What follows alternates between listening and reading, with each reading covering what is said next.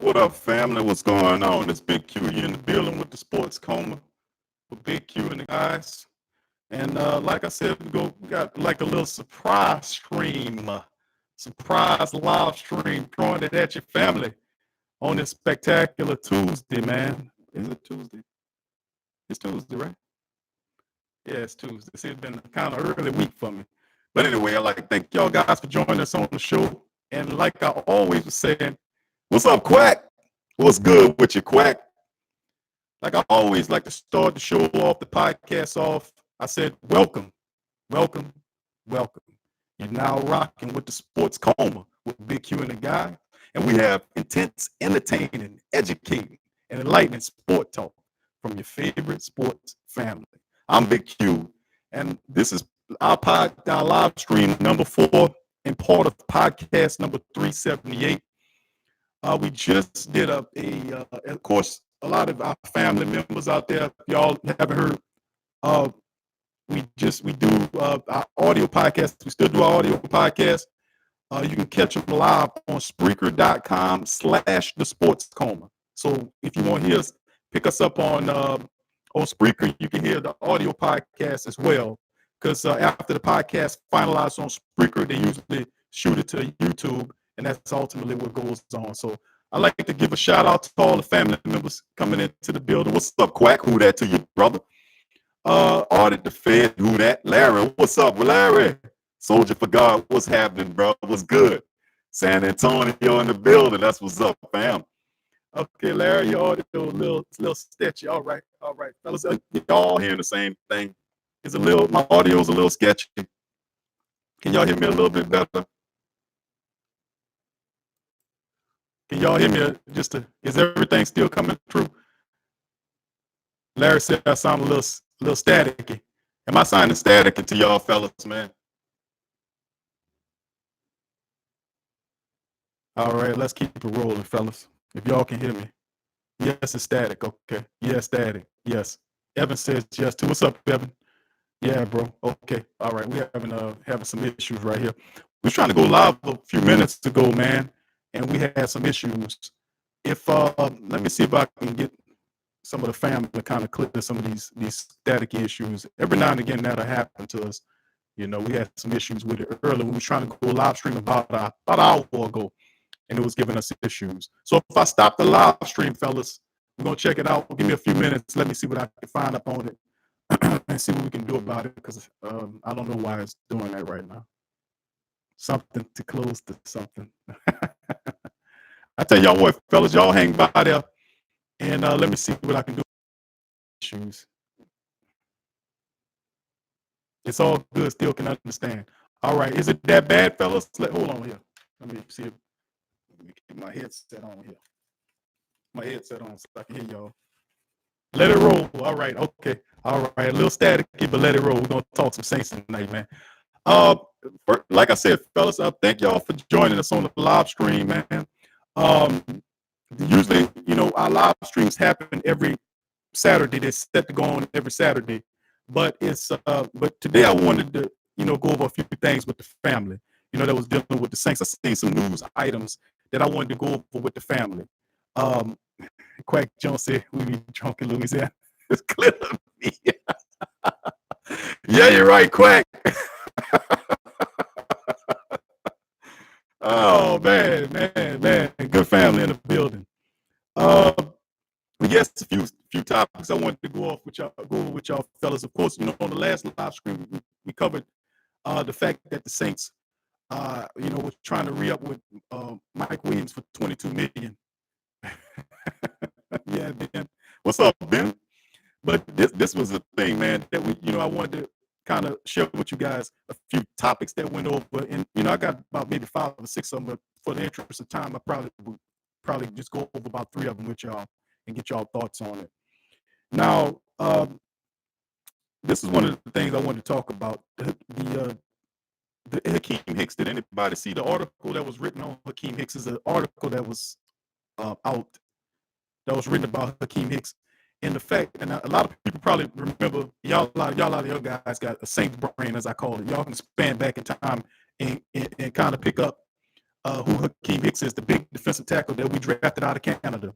Y'all probably remember him. He had like a pretty interesting, uh, uh, what was it, article that was out here that I read over earlier, and I wanted to share it with the family because I remember, and it was on the Saints Wire, and this is Saints Wire. Have some pretty good topics by John Stigler. He has some pretty good things, and he was talking. Hakeem Hicks was talking about his experience with the New Orleans Saints.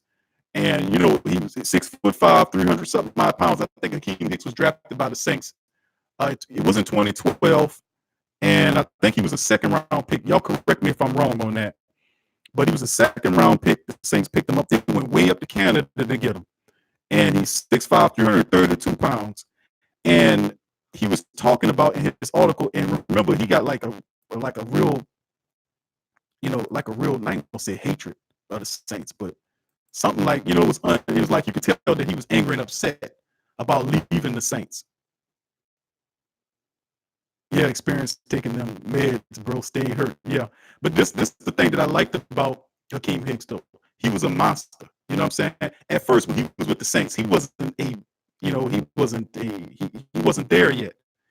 But ultimately, he was kind of speaking about in this article about stuff that we covered during that period of time. Of course, a lot of you fellas probably remember, that in middle August, we'll be working on our 5th year of the Sports Coma, covering the Saints for 5 years. You span back, I remember talking about this when Rob Ryan was the defensive coordinator down here. And Rob Ryan, that was right around the time he had Rob Ryan, and they brought Dennis Allen in, remember? Sean Payton was beeped out with Rob Ryan, giving him the evil look. Remember that? Staring at him with the evil look, with something screw up, something fuck up, and then next thing you know, you're looking at Rob Ryan mad, and Rob Ryan kind of trying to get Sean Payton to give him, man, the evil eye, man. It's almost like he out there missing tackles, and Sean was just like giving the man the evil eye. But it was an uneasy situation that occurred between the two. He brought Dennis Allen in to be an advisor. Remember that? And Dennis Allen was and I was like, I already seen this play before. He gonna march this guy his ass right up out of here, and that's exactly what he did. But Hakeem Hicks in the article spoke about, that they set him up for failure. Remember what happened that year when Rob Ryan was a coordinator? It wasn't the first year. I think it was the second or third year, because the first year he did pretty good. But that was the status quo for Rob Ryan. He'll come in the first year, do good. The second year, his teams will be falling apart. His second, third team, all his duration there, the team will start falling apart. And I will blame that on discipline. A good disciplined coach can keep his scheme and his philosophy and stable for the duration of the time he's there. If you're a good coach and you're a disciplined coach and you're teaching fundamentals and all this kind of stuff, then you'll have that will work with what you're teaching. The discipline goes right along with the scheme, and it will continue to build and move forward. But Rob Ryan should go like this, like the stock market going down. That was Rob Ryan. That's why he couldn't stay nowhere. He couldn't stay nowhere. And then finally, when he got a job with his brother, how fun was it that finally when he got a job with his twin brother, he ultimately got fired at the same time. So I mean, it's crazy. But the reason why I'm bringing up Rob Ryan is because they had a bevy of garbage ass coaches that were with him at the time. They had Bill Johnson. Remember Bill Johnson, who came over from Denver? That's when Sean Payton came on. He hired Bill Johnson, who was the defensive line coach. They had Joe Vitt, dried up tail down here. And they had, I forgot the other guy. But they had a few of these dried up old ass coaches down here that had been, and McMahon, the special teams coach, was another one of those dried up people that was time for him to go. What Hicks mentioned in the article about Bill Johnson and the fact that Bill Johnson didn't, stand up for him because they were playing him out of position. Hakeem Hicks was I just told you, 6'5", 332 pounds. They had him as a defensive end. How many defensive ends, 6'5", 332 pounds, that you play at defensive? That's a defensive tackle, fool. And I was blasting them on the podcast about that, playing him out of the line. It was also around the same time they took Will Smith, rest in peace. One of our best and greatest, dearest defensive linemen ever, Will Smith from Ohio State, rest in peace to Will.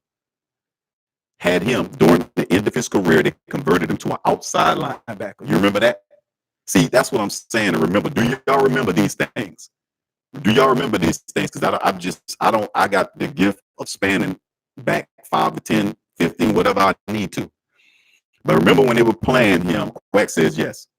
When they was playing Will Smith at outside linebacker.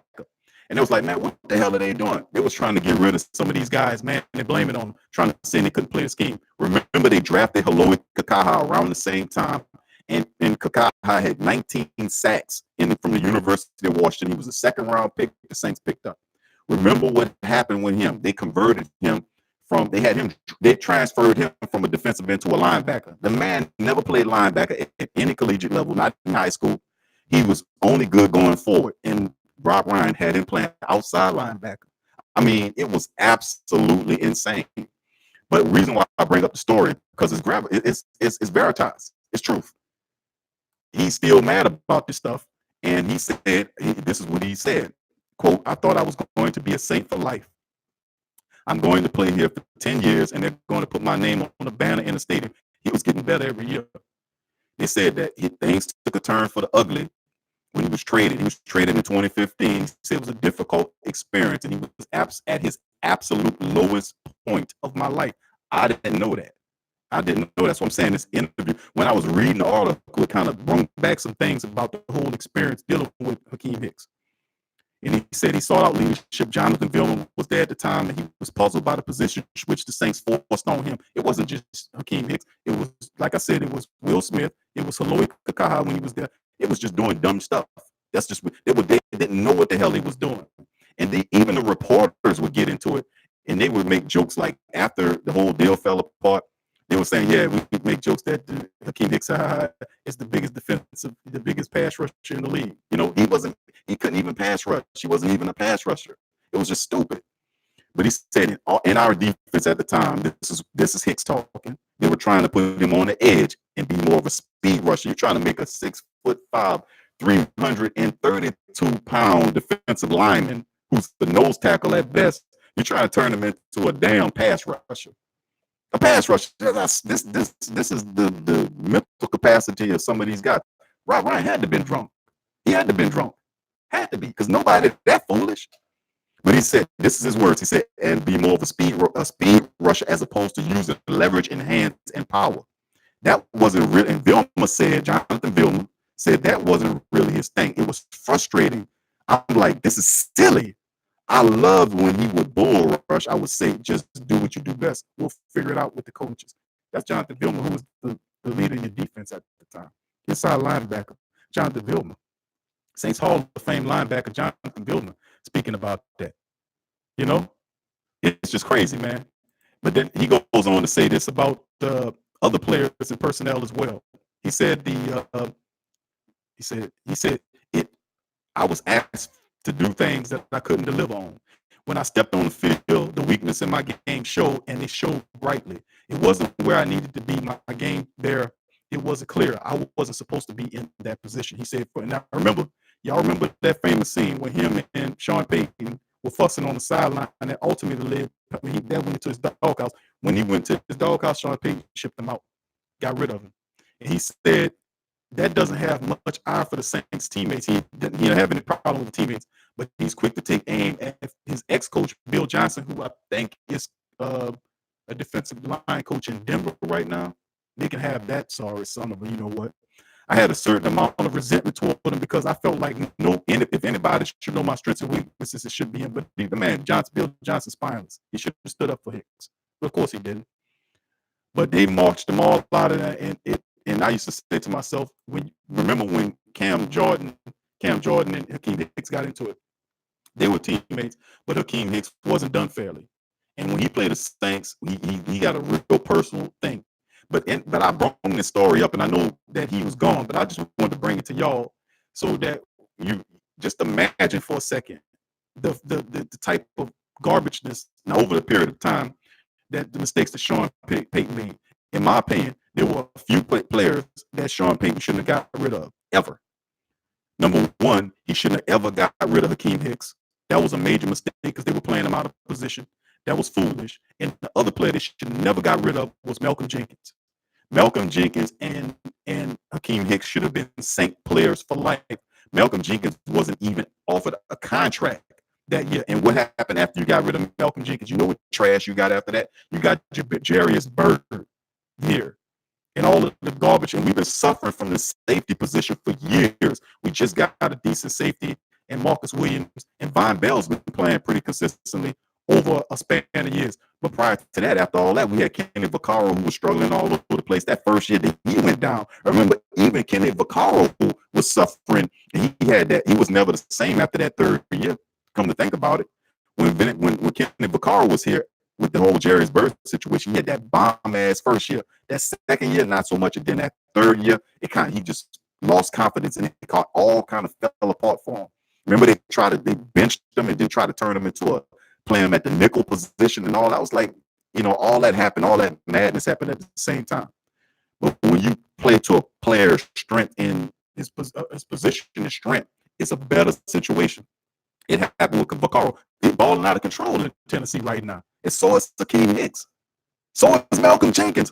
The guys that we just talked about, Malcolm Jenkins worked on that. What is his second contract with Philly? Won a Super Bowl up there. If it wasn't for Malcolm Jenkins and what he was doing back in the secondary with that Philadelphia defense, that team wouldn't have been where they was if it wasn't for Malcolm Jenkins. He was a pivotal person in that system. And Akeem Hicks is really a center of the focal point of the defensive line. He's gotten so much better, and he used that whole thing to kind of gravitate and grow and blow. But it's like some of these moves, it really was not the game. And I was like always on that Akeem Hicks thing. It's like, what happened there? What happened? What the hell happened there? But that article just kind of raised a lot of doubts. I remember doing shows and podcasts covering that, blowing Rob Ryan's ass up in Mickey Mouse loons. You know I can go off.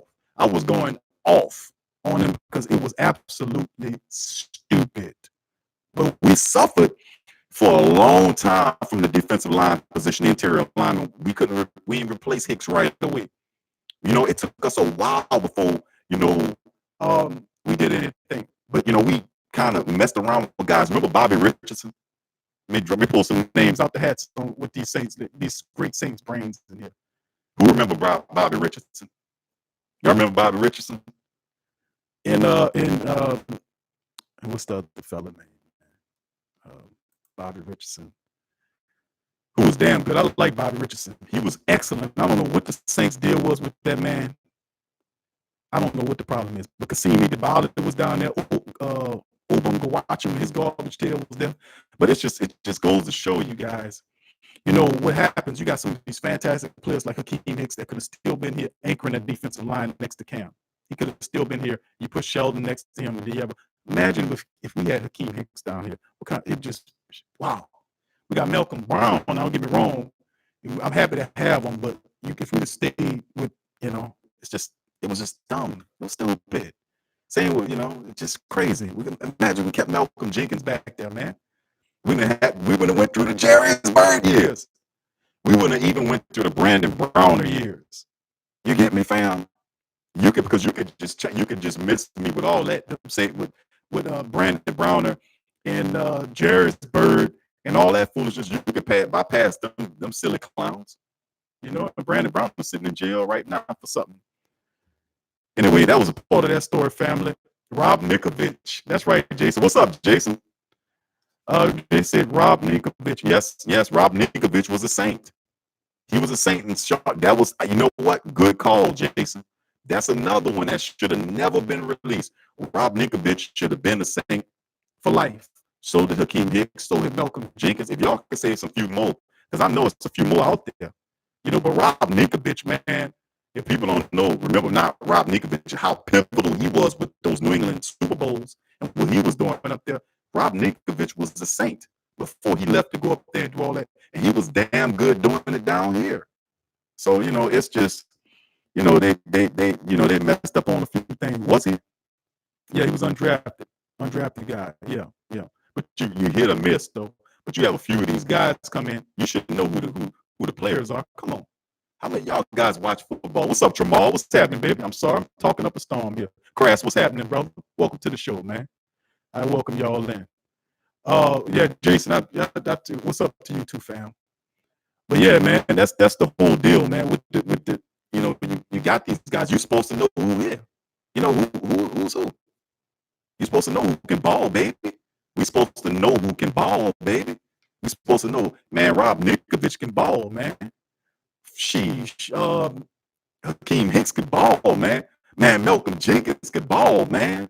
We support you. It don't take. That's one of the easiest things you're gonna learn in sports is you know when you got something. Like right now, you say, okay, Q. Well, that's different. If you span out, revisionist history, man. Hindsight is 2020. Let me put it to you like this.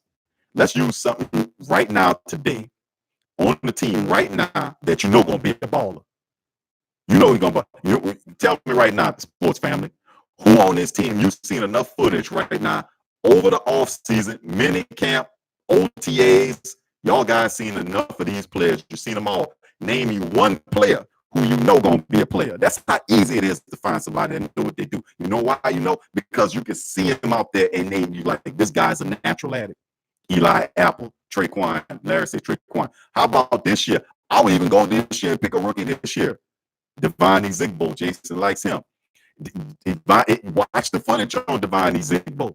Ezigbo could play. We talking college footage nonetheless, but shit, he did. There you go, Crass. Crass to me on the same level is Chauncey Gardner-Johnson, man. Now, anybody watch Chauncey Gardner-Johnson, how he plays the position? He is awesome, man. Though the tight end you talking about Alizé Mack, that's who you talking about, Larry? Yes, Crash ball hog. That's what I'm saying. Man. At the end of the day, it don't take a astrophysicist with help from a quantum physicist with an electron microscope to find talent. Talent, you don't have to look for talent deep. If somebody talented, you can see it right away. Only thing you have to have is these. They gotta work. You gotta make these. You open them up. You open them up and you look. You gotta know. It don't take. It's not that hard to look at somebody and say, "Wow, that guy knows what he's doing." You know what I'm saying, family? It's just simple. Football is not meant to be rocket science. It's not meant to be astrophysics. It's not meant to be quantum physics. It's football. And we keep it simple. They like to make it complex and do all this other nonsense. But you don't have to do all that. You know who can play football and who can't play football. Malcolm Jenkins should have been a Saint for life. So was Hakeem Hicks. And he still saw about that because he wanted to be a Saint for life. And you know what? And when you play the Saints, man, you can see when he played the Saints, Hakeem Hicks tried to do everything in the world to tell that damn team. I remember when they played the one time he did play. I think I only played us once. He was in there tearing it up there, throwing guys around and everything. I said, man, Hakeem Hicks, if he ever got it together, the guy is as strong as a bear.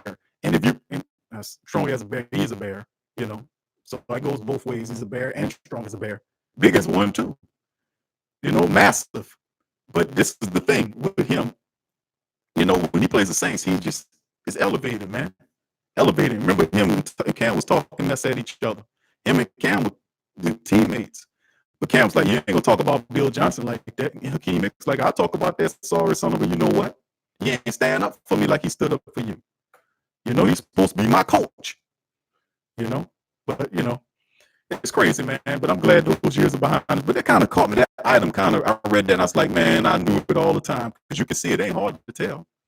He just confirmed it, but it's weird that he finally talked about it recently. I wonder what spurred him to think about that, to talk about it recently, to go over his Saints experience. I wonder what he was thinking about that capacity. I wonder. But it was interesting to read on that.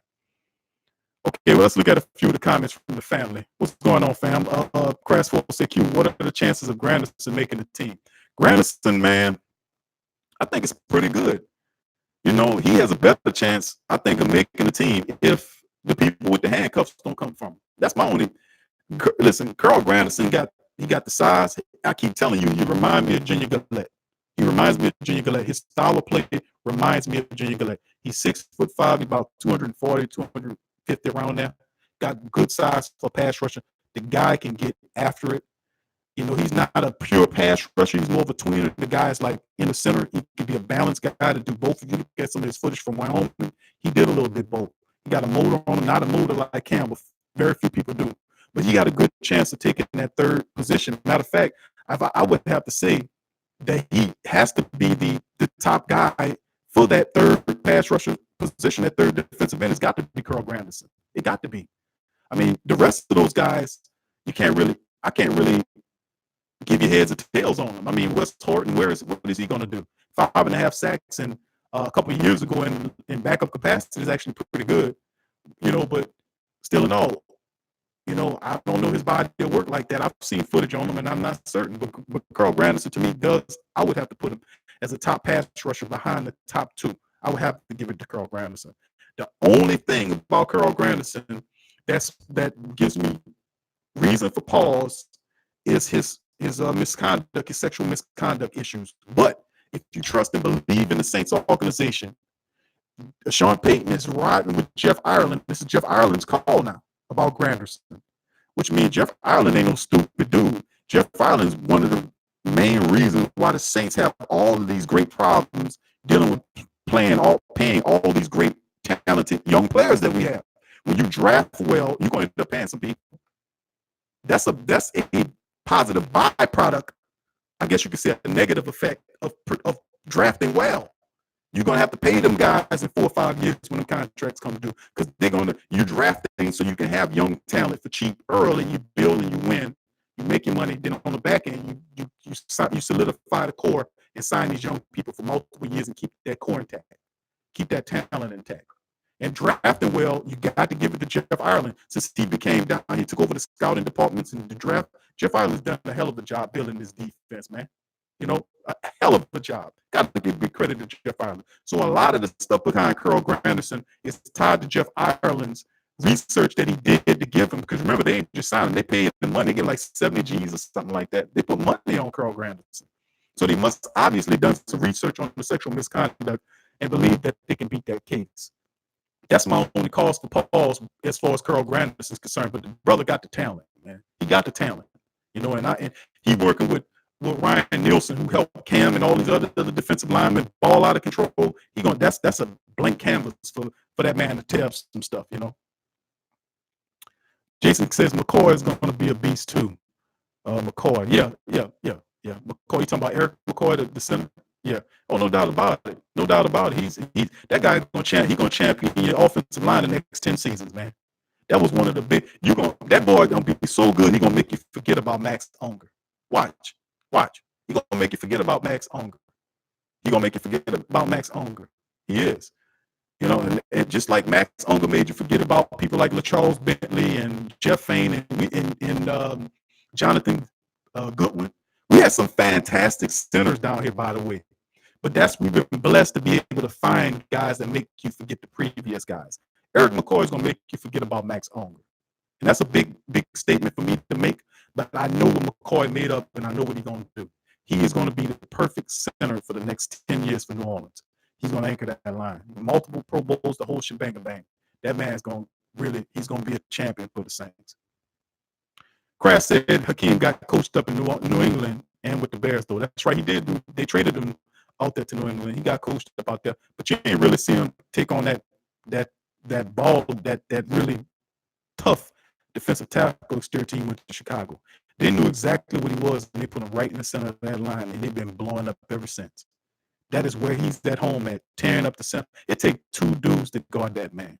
His job is to suck up 2 blockers and let guys like Mac free up him to do what he got to do, and the guy on the other side. So Hakeem Hicks, it to me should have been a Saint, and that's my stance. I always going to stick to that. He angry, but he got a right to be. The Saints played him, man. Just like they played Will Smith by converting him to an outside linebacker because they was trying to get a reason to cut him off the team. Because they were switching to a 3-4 defense at the time, and they didn't even have the right personnel to run no 3-4 defense. They didn't have the right personnel.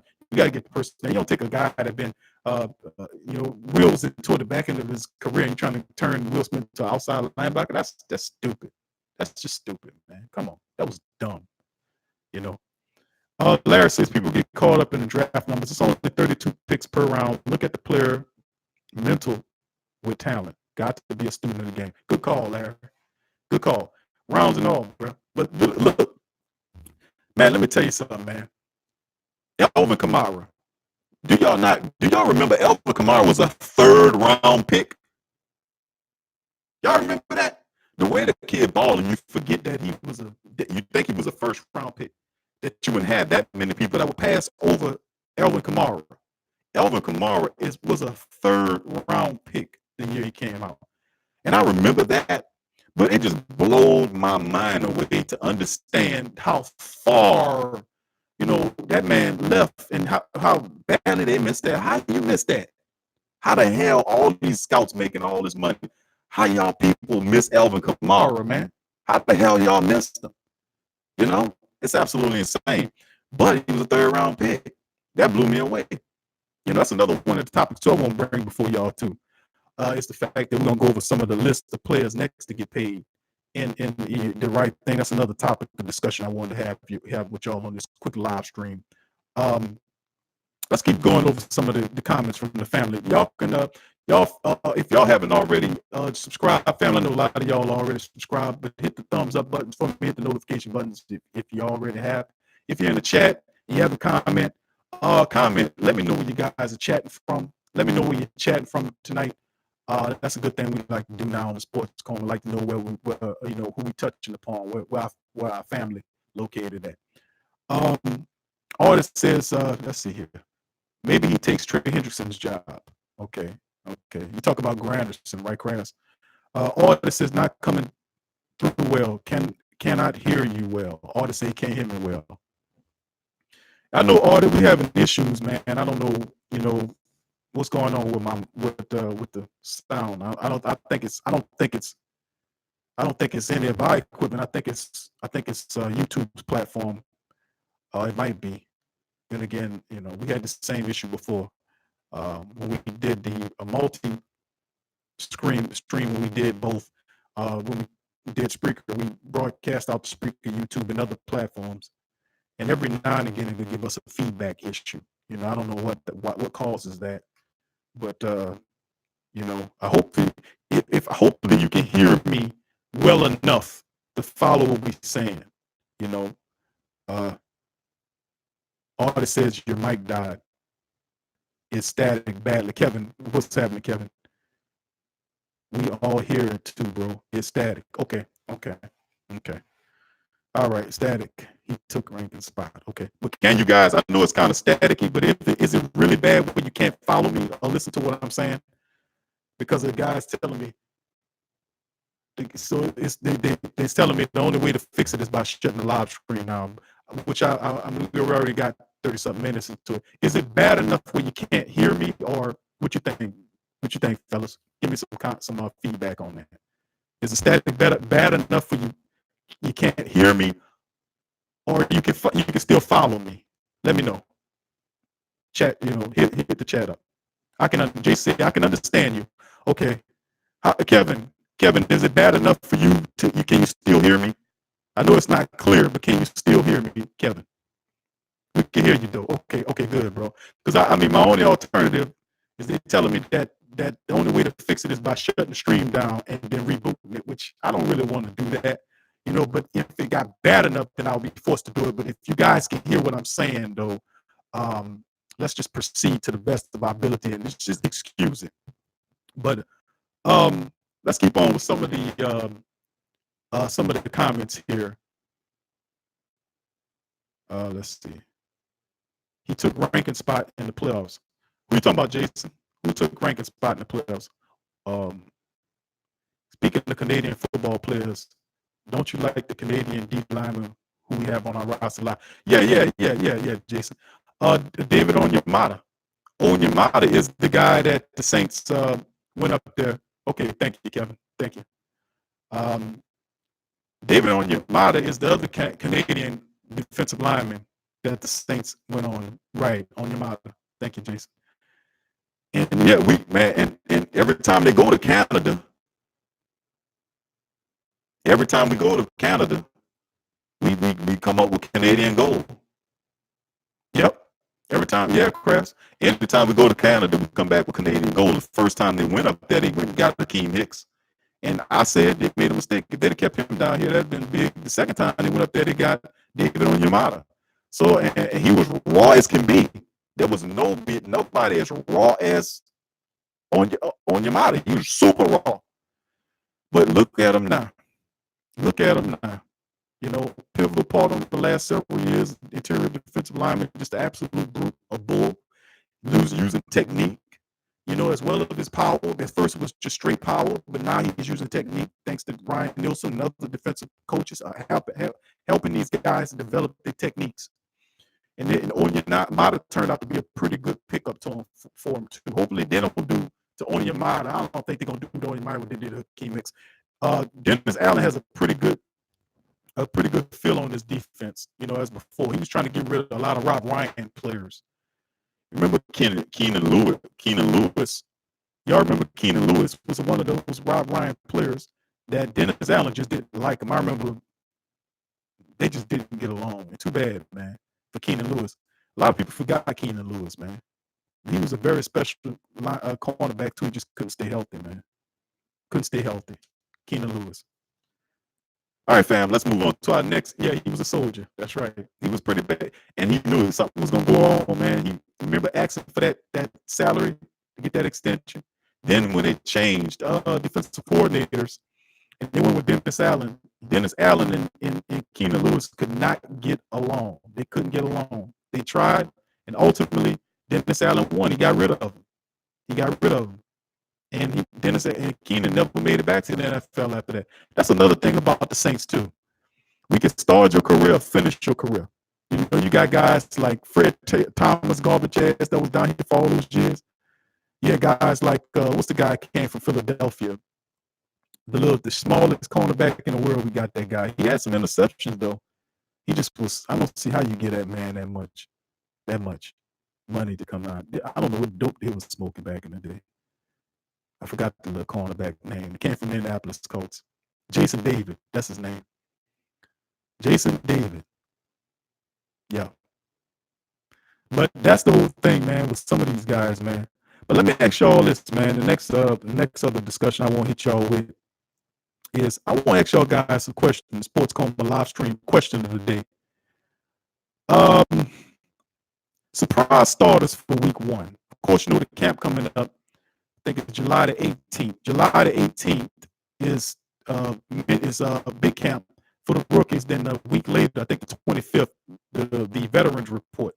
Big camp about to go out about almost a month away, a little bit over a month away, a little bit under a month away. And actually, shoot, it's less than a month away. And the camp's coming. It's starting. Let me ask you guys, who you guys? Yeah, that's right. Yeah. Talk without raising your voice. It will come through better if we not understand. Okay, I try to keep it even. But you know me, man. I get animated, Kevin. So I'm trying to do my best. But yeah, that's the thing, man. This is the Sports Coma live stream question of the day. Let's hit you with this one. Surprise starters. Who do you guys think would be surprise starters for week number 1 in the NFL? Surprise starters. Who you think would be surprise starting? Who gonna win the job and be like, wow, I thought the other guy was gonna get it. Who y'all think is gonna be? We know that was a good call, Crass. Eric McCoy is definitely gonna win that job. I mean, that's his through and through. As long as he don't get hurt, I think he'll end up getting that job. But that's a Sports Coma question of the day, live stream question of the day is, y'all hit me with that. Let me know what y'all think is surprise starters for week 1 of this season for the Saints. I see Crass say Eric McCoy, Kevin agrees. Okay. We'll say the rest of you Saint family. Surprise starters. Who's gonna be the Saints a surprise starter for the New Orleans Saints in week number 1? Who do you think? Chauncey Gardner-Johnson? Can't be. I mean, in order for him to be a starter at the nickel, he had to beat out P-Rob, and I don't think that's going to happen. I don't think so, Jason. We're going to beat out. Crassy, possibly CGJ, I mean, Jason says the same. Kevin agrees. But that's the thing, though. If Chauncey Gardner-Johnson starts, he's going to more likely start at the nickel, right? You talking about he's going to start at the safety position? Clarify, fellas. Clarify. Where does CJG in your position, Chauncey Gardner-Johnson, CGJ, where does he start in your estimation? Is it at the nickel position or is it at the safety position? Safety. Now, which safety? Is he taking Von Bell's job? Is that what you're telling me? Whose job is he taking? He's taking Von Bell's job? Because the third safety, the nickel, okay, Jason says yes, he's taking Von's job. Huh. That would be nice, wouldn't it, to have him back there? What would he bring in? That would be awesome because we know we ain't going to sign Von Bell back. We do know that, right, family? You know Von Bell is gone. So if you're a Von Bell guy and you got Von Bell jerseys, you might want to try to sell them right now or put them or get them to sign them for you so they'd be worth something because Von Bell is not going to be a Saint, when his contract is up. His contract coming up and he's not going to be a Saint. Crash laughing. Yeah, you're right, Jason. You already know. It's going down. If anybody can see the writing on the wall, man, it's got to be Von Bell. Got to be. You draft two safeties, not one, but two of them, and then they went not really back to back. But I think one was in the fourth, another one was a sixth rounder. Yeah. So I mean, that's still coming. What say the rest of you, family? Are you surprise starters for week 1? We got Chauncey Gardner-Johnson as a week 1 starter. Some of the guys agree upon. Anybody else out there got anything else they want to throw into the mix? Anybody else? I'll move on with the next topic while you guys are mulling that one over, and I'll read the comments. But this is the next thing I want to kind of hit you guys with. It's the fact that the Saints have the next few contracts coming up that I won't go over with you guys with. Of course, we know about the fact that Cam Jordan contract is already done. Mike Thomas wants $22 million. We did a video on that. That's not quite done yet. The Saints are reported between $3 to $4 million apart on the offer. Mike wants 22. He deserves every penny. He deserves every penny of that money. But the next people to get paid, obviously, I'm going to go down the list right here. The next guy up is, of course, Alvin Kamara. He's coming up soon. 3rd round pick in 2017, rookie of the year, won a trip to the Pro Bowl, 1,900 all-purpose yards, 14 touchdowns. Kamara proved they could do a little bit of everything. He did their lead back role for the Saints, had 883 yards on the ground while adding 709 receiving yards, had 81 receptions, 18 touchdowns, which is a franchise record. He'll be 24 years old next month and one of the most versatile offensive weapons in the league. And his contract is up after 2020. So imagine you thinking Mike Thomas, dude, what Mike Thomas is bringing. You're talking about what Mike Thomas is asking for. Elvin Kamara is definitely one of those dudes. Let's proceed further.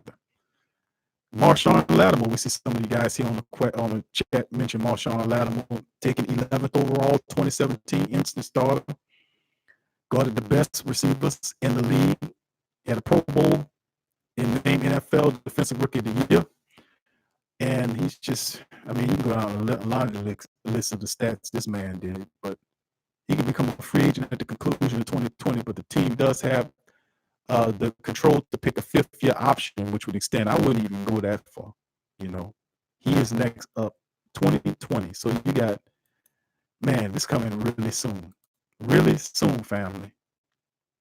Alvin Kamara and Lattimore. What's up, John? I know we got sound issues right now, my friends, so just try to deal with it for right now. That's another great thing, man, about the fact that, like I said earlier in the show, when you draft well, this is one of the unfortunate side effects of drafting well. You got to pay the men.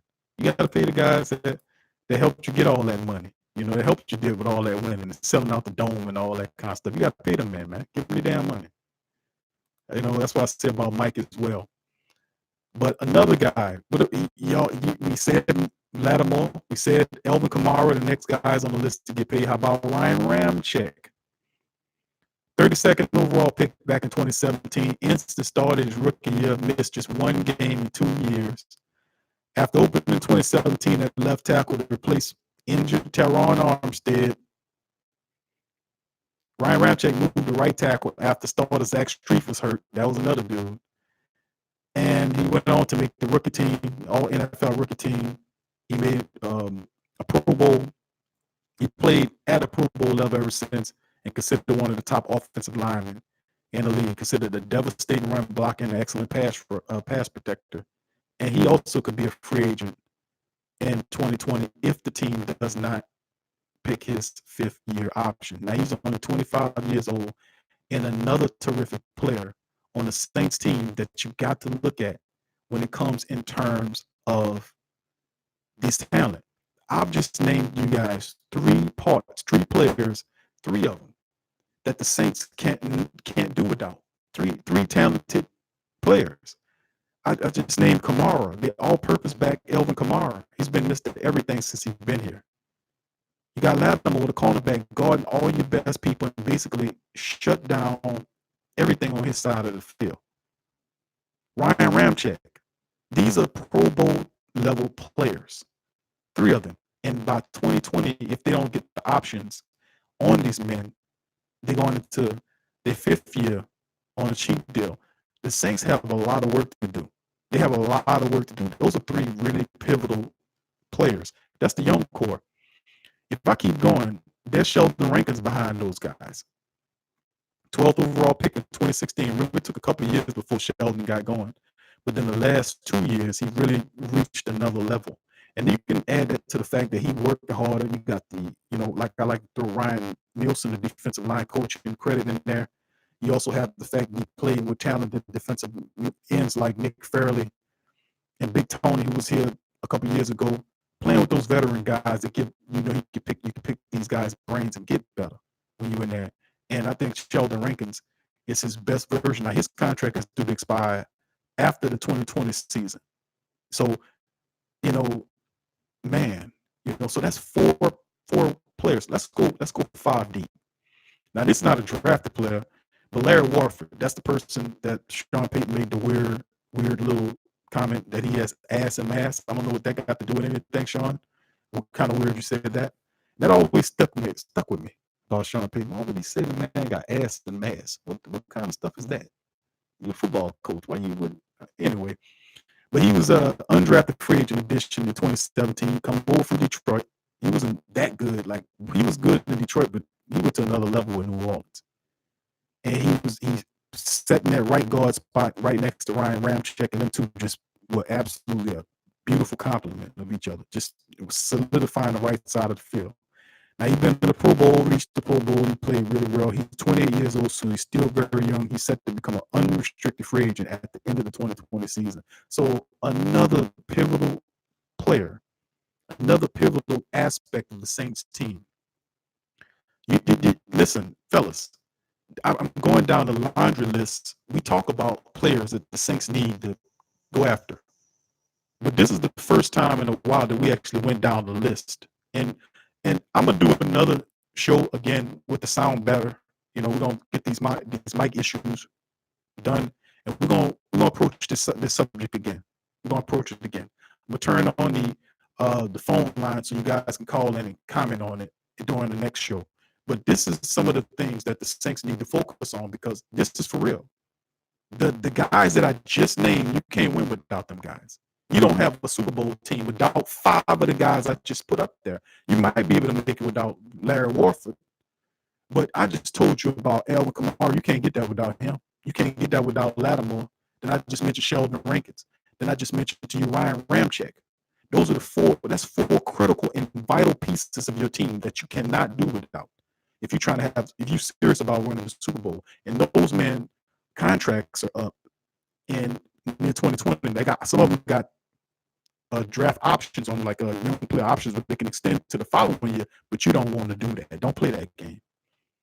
Don't negotiate with them in the final year of their deal. Try to do that 2 years remaining on the contract. Get it done, because when you do that, you could end up getting burned that way. So Mickey Loomis got a lot of stuff to do. Let's keep going, because there's more guys on this list that I won't go over y'all with that y'all might not be aware of. Do you know Demario Davis is coming up real soon to become a free agent? Demario Davis, one of the best signings the Saints had. I mean, blew people away. Now, Demario's not an old man. He's just 30 years old. He missed one game since 2013. And the reason I say that is because Demario Davis missing one game since 2013. Do you not remember how many games our inside linebackers were missing before Demario Davis got here? Could anybody remember that? Could anybody remember the fact that since Demario Davis has been here, he's not missed the game, hasn't missed the game since 2013. That's going back to his Jet days. And the fact that the Saints, since before Demario Davis got here, had major issues at the linebacker position. That's why they had Manti Te'o here. That's why they had Craig Robinson here. Remember, it was a span of 3 straight years where the Saints were just signing veteran linebackers, just a stack problem. Because they didn't have anybody, they knew eventually somebody would get hurt. Manti Te'o, Alex Anzalone, Craig Robinson, AJ Klein. You know, I'm about to say Alex Klein, AJ Klein, which that is his name. AJ Klein, those are 4 linebackers, and each one of those guys missed time at the linebacker position. They had to switch around at the middle linebacker position. Demario Davis has been the stall point. He's been the major focal point in the center of that line. Do we not know that Demario Davis's contract is coming up? It expires after 2020. Alex Anzalone is another one. This is another guy on the list. You know, Alex Anzalone is on the list. Drafted in the 3rd round, 2017. Opening day started as a rookie. Showed improvement. He had some injuries. People don't talk about how Alex Anzalone beat that injury bug because he was dealing in college and with the Saints, and he finally beat it, and he's been really good. Rounded out a big year in 2018. Played every game. You know, they paired him with AJ Klein and Craig Robinson, and had one in the unit was a solid unit. Now he's only 25 in September. His contract expires at the year 2020. Do you hear what I'm saying, family? Do I need to go down the list again? Do I need to keep talking to y'all about how imperative this is what I'm saying? I know my mic is a little staticky. What's up, Quincy? How you doing, buddy? Welcome to the show. So what I'm saying is, at the end of the day, is I just ran down several names, man. You can't win without those. You're not a Super Bowl team without none. 2020 is a scary year for us. You know, I just thought about that. I'm like, God, dog, 2020 is going to be a scary year if you're a Saints fan. And guess what, y'all? 2020 is next year. Now you're going to be able to keep some of them because they got an option they can pick up on some of the rookies to retain them.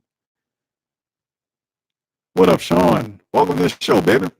Good to hear from you, brother. We have a little technical difficulties, fellas, for Quincy, Sean. Y'all guys just jumped on the live stream, John. Having difficult issues right now. I know, brother. I know you've been trying to get here. I'm glad you made it, brother. It's a surprise live stream, man. Y'all got to excuse my. That's right. Look at that. Crash says Quincy. Call Quincy. Laryngitis was hot garbage. Yeah, John Laryngitis. How can I forget that garbage? You know? Yes, yeah, Kevin, you're right. Good problem to have, though, bro. But I love the depth in the linebacker room.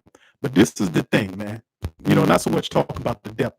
We're talking about the fact that the Saints, they're talking about all of the players the Saints have to start, that got to get paid behind Cam. Cam started the ball rolling. Mike's going to get his money. Then we went down the laundry list. Alvin Kamara, all these guys. And what's the time frame of signing these guys? You have 2020. And some of them you can pick up a rookie option on some of them that move them. That's some of the rookies, but you've got free agents that's in that 2020 class. People I just named like Demario Davis and Larry Warford.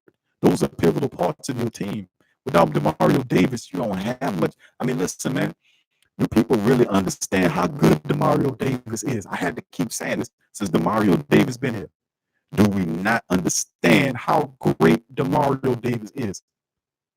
I mean, prior to Demario's being here, do we not remember the times when we was switching up linebackers? We had to basically rotate linebackers. Craig Robinson started this game. Manti Te'o started this game. AJ Klein started this game. Alex Anzalone started this game. This guy started this game. All that stopped once Demario Davis got here.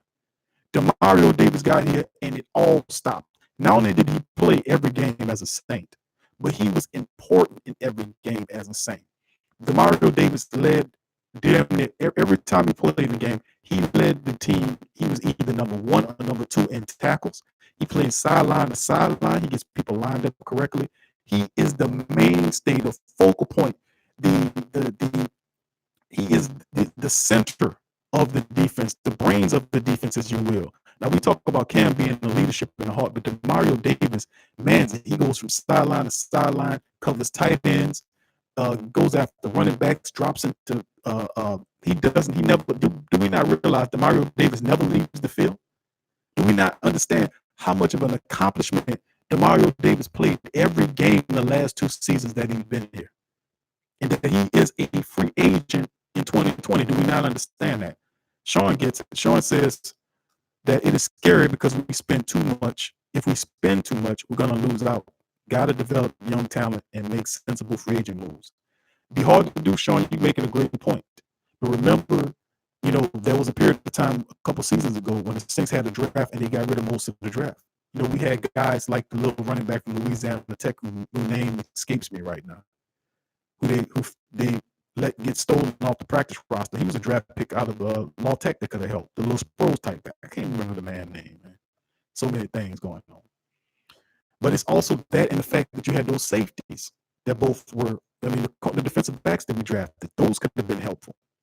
But it's like you said, it's a good problem to have. Jason said DeMario is a part of our core group that you pay. You gotta pay. You gotta pay DeMario Davis. You gotta pay DeMario, man. Quincy said DeMario is a top 10 linebacker, better than Luke Kuechly. That's saying a lot. That's saying a lot because Luke Kuechly, in my opinion, is like one of the top linebackers in the league. But DeMario, you cannot disrespect DeMario Davis. I have to agree with you on that, Quincy. DeMario Davis is the most. He's important to the Saints defense as Cam Jordan is. You can't win without Cam. Sean said, I agree with our rookies, but it's obvious we're going for the Super Bowl and was happy with the core we had. That's true. But what the team look like after this? Come on, family. 2020. I'm kind of looking at this list and I'm like, man, I knew about the rookies. But y'all tell me that y'all didn't know about them veterans. Because, see, I'm going down the list and I say, I'm going to show them this. And it was this is a surprise stream, a surprise live stream, I call it. Because I was looking at some stuff and I was like, man, I got to share this with the family. I can't wait to Saturday. I got to talk to the family and show this to them and let them know, man, do y'all know this? Do y'all know that? Let me I still got more on the list, family. Allow me to proceed. Well, we got one more dude we're going to talk about on the list.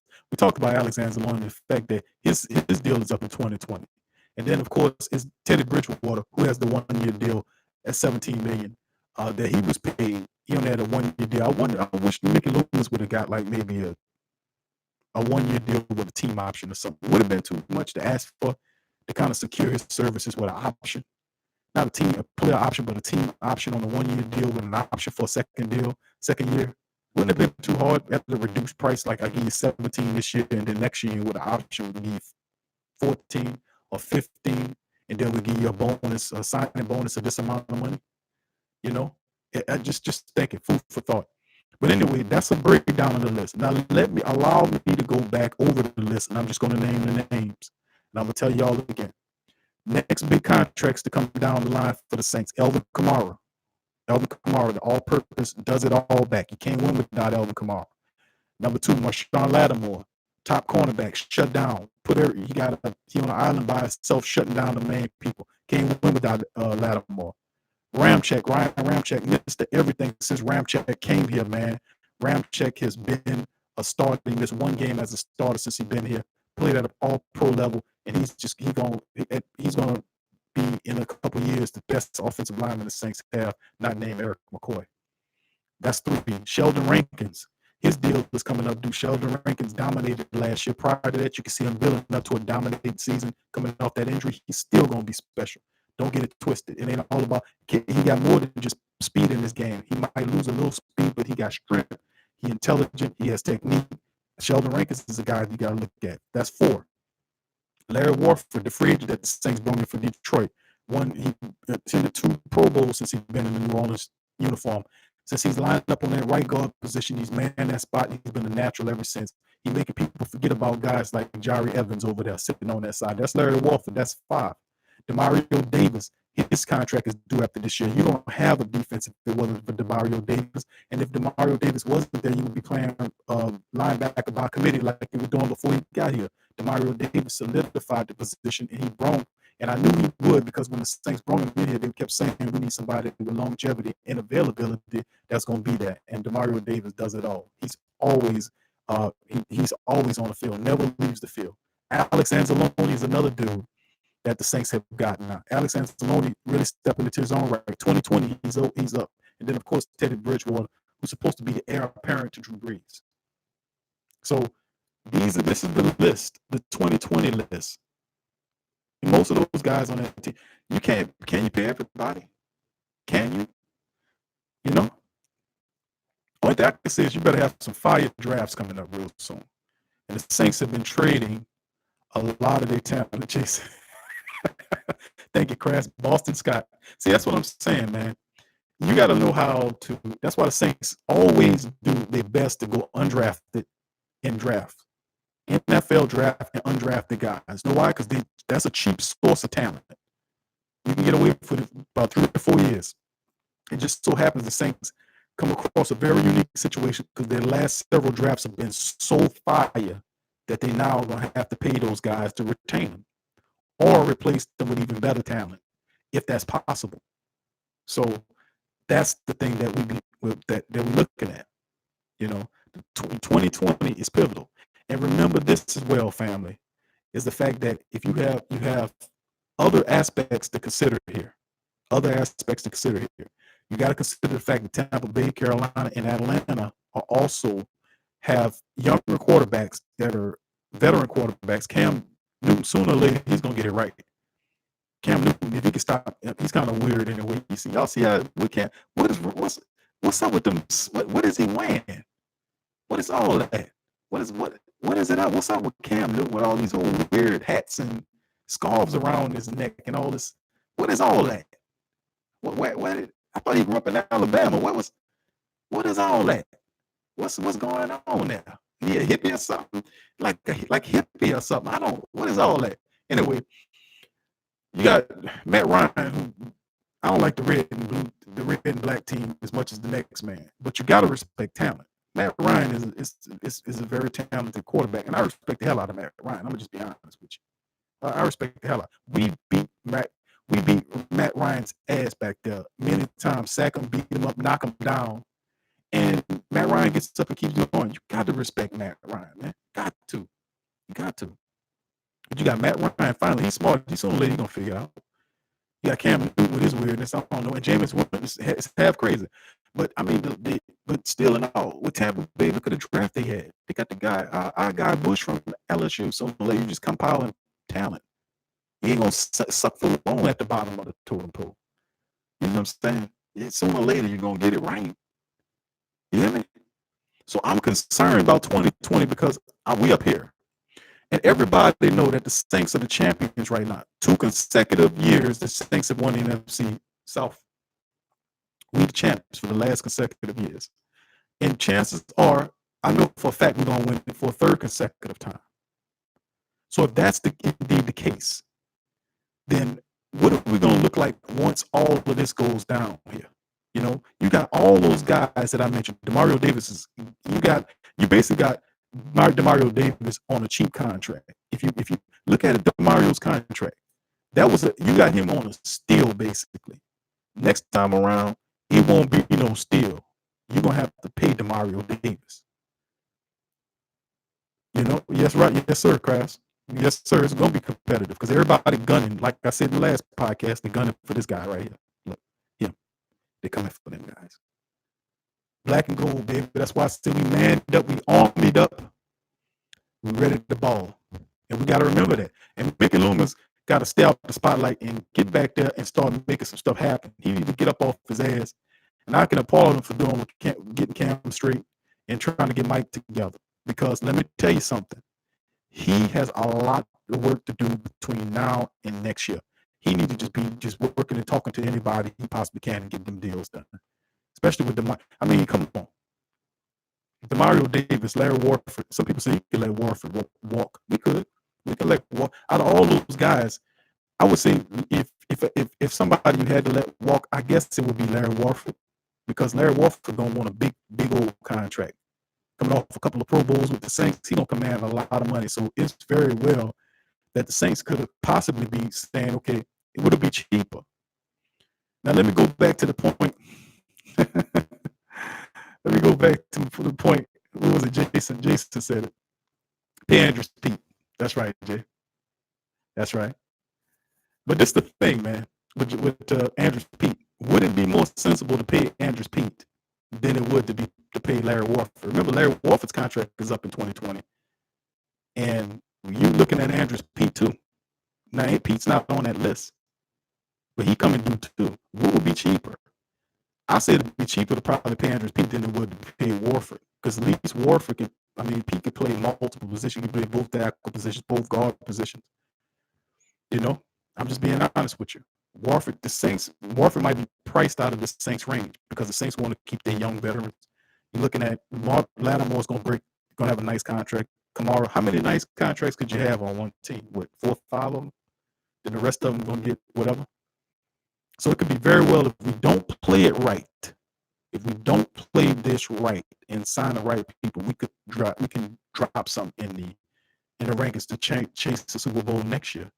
And that's something that I'm not comfortable with. I don't like the fact that I have a thought that we could possibly be lesser than one of our rivals, especially Atlanta or Carolina. Because some people believe that they're the ones that are battle for the division after Drew Brees leaves. The Saints are going to take a reduction and become the third best team, and Cam Newton and Matt Ryan will be the 2 best teams in the NFC South. That's what they're saying about us. Once Drew leaves, it's a battle between Carolina and Tampa Bay. I mean, in Atlanta, excuse me. That's what they're saying. That's what they're saying. You know, so we got to get this thing right, especially the quarterback situation right, y'all. Sports Coma question that I answered early for the family that didn't hear it was, who are your surprise starters for week 1?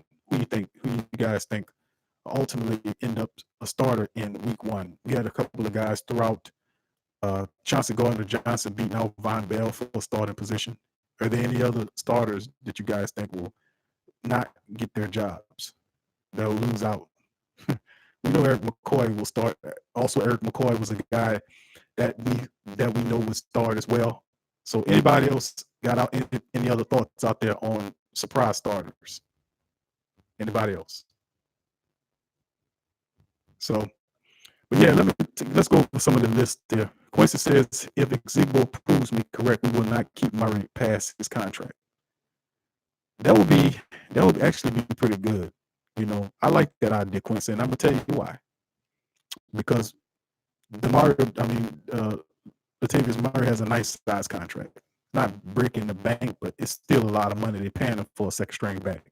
If Devine Xigbo outplays Latavius Murray, you're getting him on here, you're gonna get better production at a cheaper rate, and that's always a positive if you're a team looking at trying to keep its young core, because you can't pay everybody. Isn't that the moniker? And I think you can't pay everybody. Aren't you paying everybody now?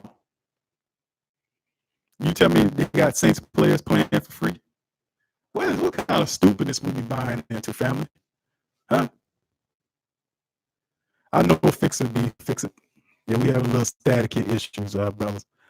You got to pardon me for that. A lot of the fellas in the live stream right now figured that we're just going to live with it for right now. We're going to get it worked out on the next live stream. But we're about to end the live stream in a little bit, so just kind of, I'm trying to talk at a level where you can follow me along. So hopefully you can hear what I'm saying. Next time when we all get together, we'll have that hashed out. But yeah, he would be cheap labor, Cross. I think that'd be actually. Sean says the team is going to get us the tough yards. Yeah, oh yeah, 4 yards a game, 4 or 5 yards a carry, man. Thank you, that fix it. Be fixed. Thanks, brother. Keep it up. I mean, this is a thing, though. This is the excellent thing, man, about it. It's the fact that Jason says Pete's contract, 2-piece spicy red beans. I ain't gonna lie, his contract sound good about right now.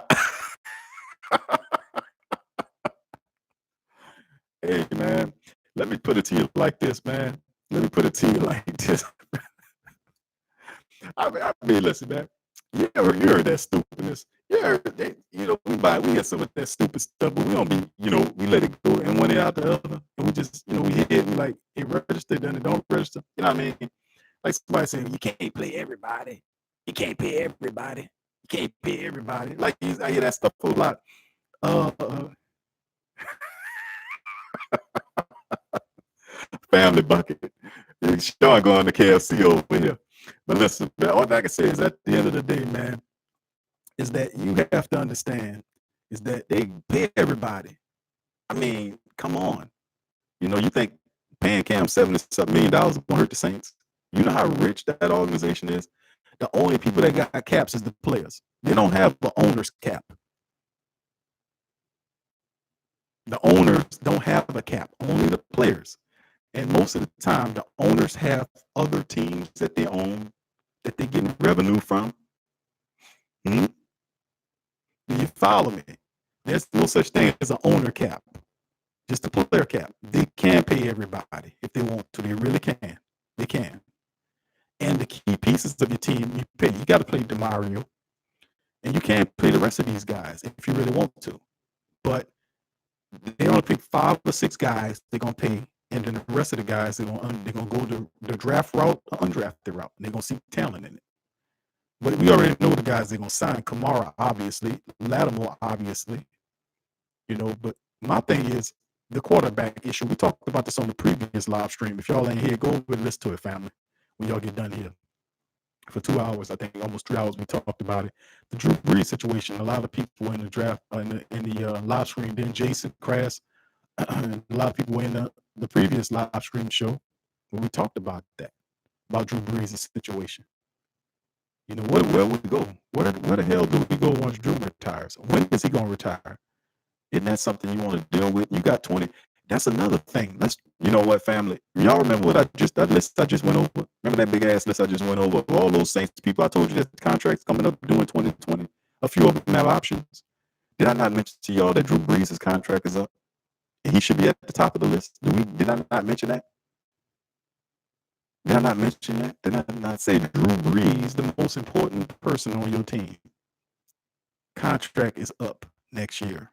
And nobody knows whether he's going to play or not. He's talking like a family man. Nobody knows. I don't know, man. Taysom Hill. Wow, that's a great jump though, Jay. Crass. Jason says, I like Taysom Hill, give him that chance. That's a great jump. And I'm not saying he's junk, but I'm saying it's a far bridge from Drew Brees to Taysom Hill. Do you hear me? With Taysom Hill as the quarterback, you are not a Super Bowl team. I'm not hating on him. I'm just saying you're entertaining, but you are not a Super Bowl team with Taysom Hill at the quarterback. Are we in agreement here, fam? Do anybody else in the live stream agree with me on that? We are not a Super Bowl team with Taysom Hill at the quarterback right now. Yeah. Cressy, I know many don't believe in Teddy B as their heir apparent, but I think he could be the guy. He got to be. The Saints, and you know what? That's the thing. The Saints have already said as much. They've already said as much. They've given him $17 million. When the last time the Saints to give any backup quarterback that much money? Do we need to name the Saints backups over the last several years, not name Teddy Bridgewater? I mean, come on, think about it. Obviously, they're trying to keep him there because they see him as Drew Brees' parent, his heir. But I could still say Teddy Bridgewater need at least one more year seasoning, like maybe this year, and because I don't know, but I would like the Aaron Rodgers effect, I call it, when he sat behind Brett Favre all those years, and then he stepped behind for 4 years, and then he came out and like boom, took over and ran past them. I would like you to have that 2 or 3 year window to learn behind before you get the reins. Because I'm not certain Drew Brees is going nowhere. I'm just saying, man. 2020, I'm thinking about it, man. 2020 shaping up to be a very scary year. I think we're going to do a video on that. We're going to do a video on that, family. We're going to do a show on that probably tomorrow. If not tomorrow, the weekend, we're going to cover that 2020, the scariness of 2020 for the Saints. That's what I think I'm going to call it. The scary 2020 year for the Saints. You know, because I'm really we better enjoy this year. That's all I can tell y'all. We better enjoy this year. Because, man, you know how they do it too. Like most of the team, they like vultures. They run around. You got all the talent. The next thing you know, they come around. You try to pick your team apart. Try to get all your talent. That's gonna happen to the Saints. You're gonna lose coaches. You're gonna lose defensive back coach Aaron Glenn to a defensive coordinator position. They was trying to get him this year. You're gonna lose Aaron Glenn. So it's a lot of things that's gonna happen in 2020. A lot of personnel changes. You're gonna lose a few coaches. You're gonna have to put back. 2020 gonna be a really scary year for the Saints nation, just because of the fact that Drew's contract uncertainty and all of those free agents and undrafted guys that I've drafted and free agent guys I mentioned to you. It's gonna be a thing. Home discount on Drew. He don't get no discounts, Kevin. We was talking about that other day. I was like, man, where we getting this stuff from Drew Brees taking pay cuts? Do we not know Drew Brees don't believe in pay cuts? Drew Brees will let you slide his money back into his contract. That's not a pay cut. He'll allow you to slide his money back to the last year, but you still gonna pay him all of his money. You just ain't gonna pay it when he say you're gonna pay it. Instead of paying him this year, like you say he's gonna pay, you're gonna pay him in the final year of the contract. He'll let you move money around on his contract, but he does not take pay cuts. He doesn't. Drew averages over $30 million a year on his contract, and then you look at a guy that's comparatively better than him than Tom Brady in terms of winning championships and consistently winning. Tom Brady is the pinnacle of all NFL quarterbacks, and he works for what, 18 million, 20 million a year. That's 10 something million less than what Drew Brees makes. Just $6 million though, Kevin. He got the diamond money back. He can do it. But you know, Drew, man, Drew, a killer businessman. Drew got his walk-ins, walk-ons. That's what it's called. He got his walk-on restaurants. He got his Dunkin' Donuts stuff got going on. He got his Jimmy John's. He has other things going. And then he bought the diamond investment thing. We probably wouldn't even known about that had the guy that was crooking him. But he was buying diamonds to protect all the money that he got. Drew Brees is a serious businessman.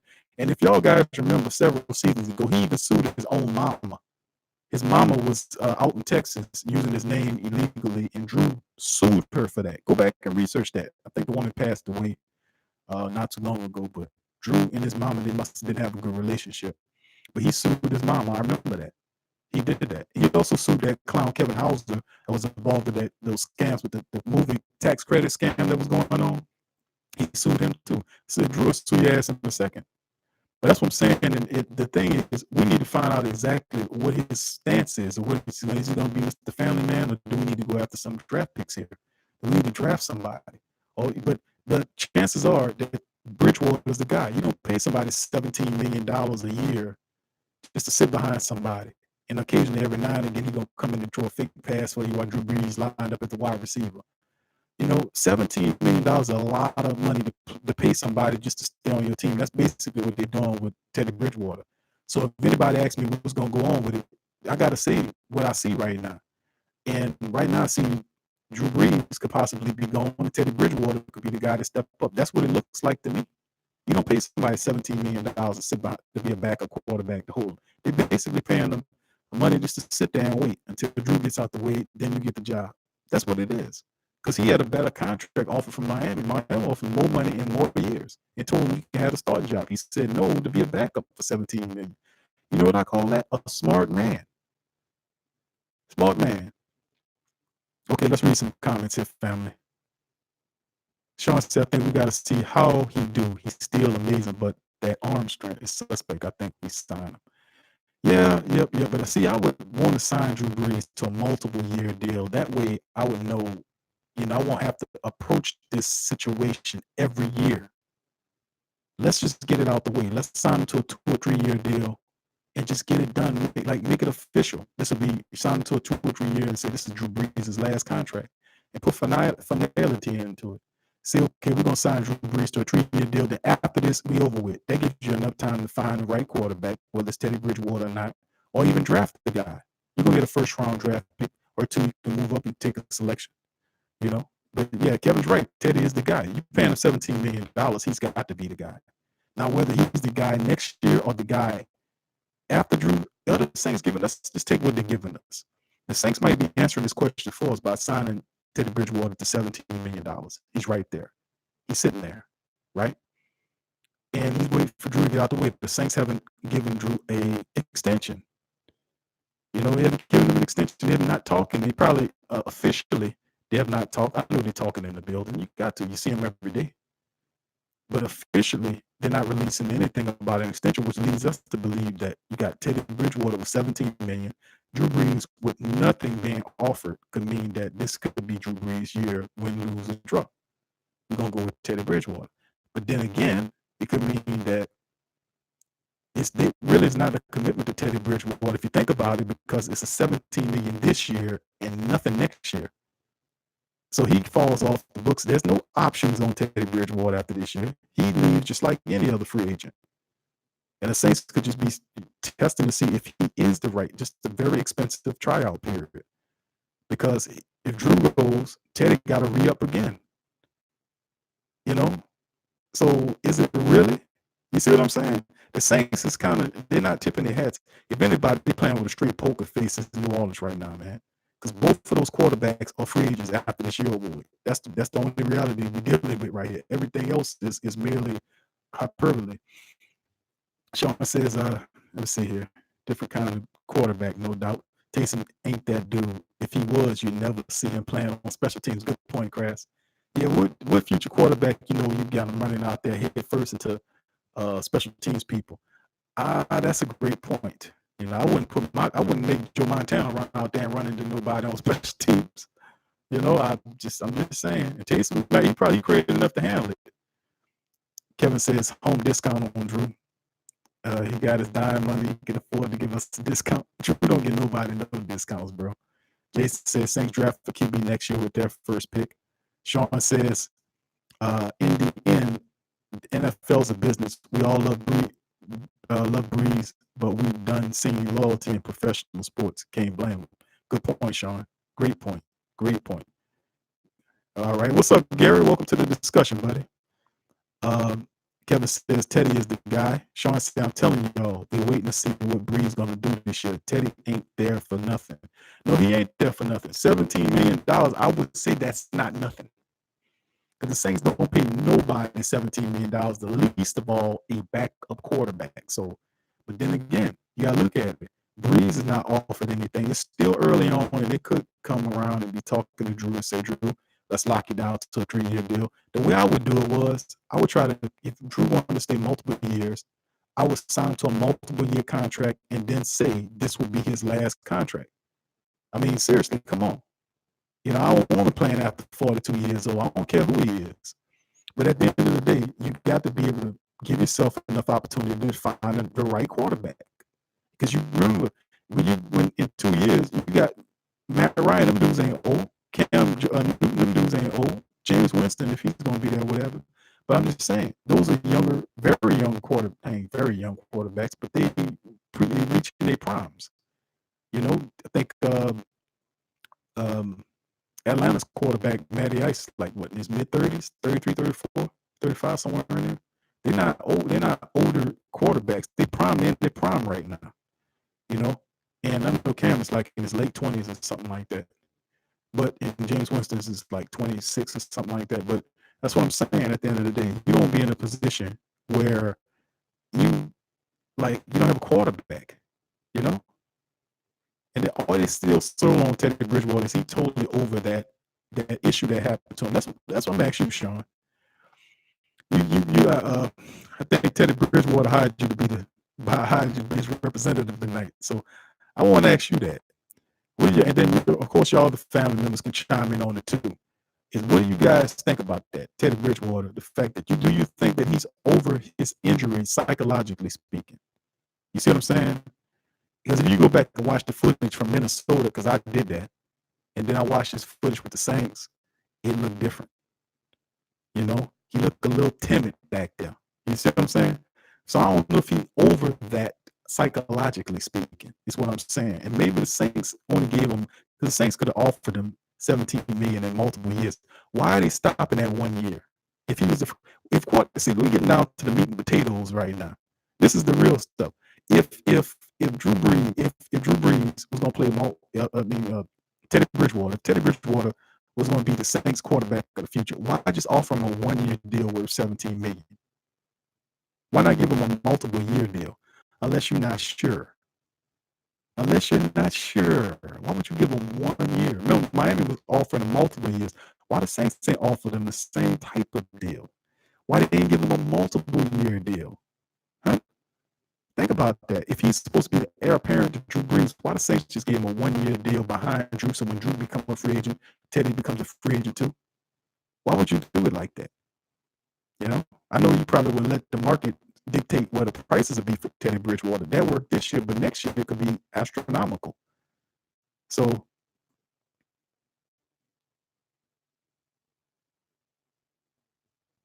and then Sean said Teddy there to ensure Breeze don't fall off the cliff. Okay. Teddy only, and Gary says Teddy only gets 7.25 million. He only gets 17. He only gets 7.25. Gary, is that what you're saying? Are you certain on that? You certain on that, buddy? Because I could have swore Teddy Bridgewater's contract was bigger than that.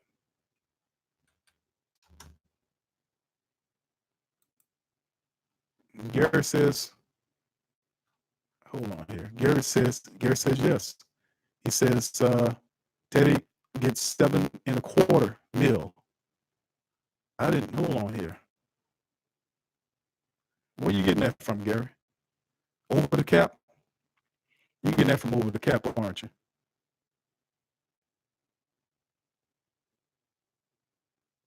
Okay, let's go over that. Good call, Gary. He said Teddy Bridgewater. I'm on over the cap. Teddy Bridgewater signed a 1 year deal, 17.25 million contract with the Saints on March the 21st, 2019. The entire contract is guaranteed. The Saints included 2 voidable contract years to reduce salary cap number in 2019.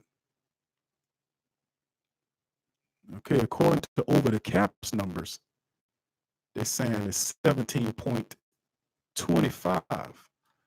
That is something else. Did everybody else know this? Hold on here, because if that's the case, let me find out here. Because that absolutely is. Gary just brought something here. Hold on. Doing a little research right quick, fellas. So just give me a little time looking up some stuff on Bridgewater. Because over the cap saying it's just 17.25. We see what Sport Track stands. They got conflicting information here because according to, I get a lot of my information from Sport Track and other sources, but they're saying the same thing. That his contract is valued at 7.25. Did everybody know this? And it includes a $6 million signing bonus.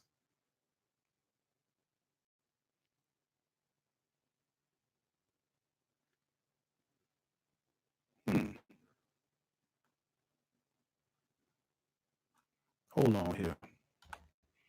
That's absolutely right. Thanks for that, Gary. That's big, man. Hold on, Bridgewater. Where do we get these inflated figures from? Bleacher Reports reported that too. He agreed to a 1 year, 7.2 mil. Is that the current deal? March. Hold on, let's get these numbers right. Teddy Bridgewater agrees to. This is March the 14th of this year.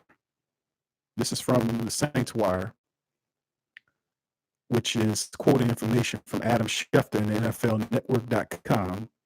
Saints backup Bridgewater met with the Dolphins, and he and Saints settled on a 1 year, fully guaranteed contract at 17.25, keeping him.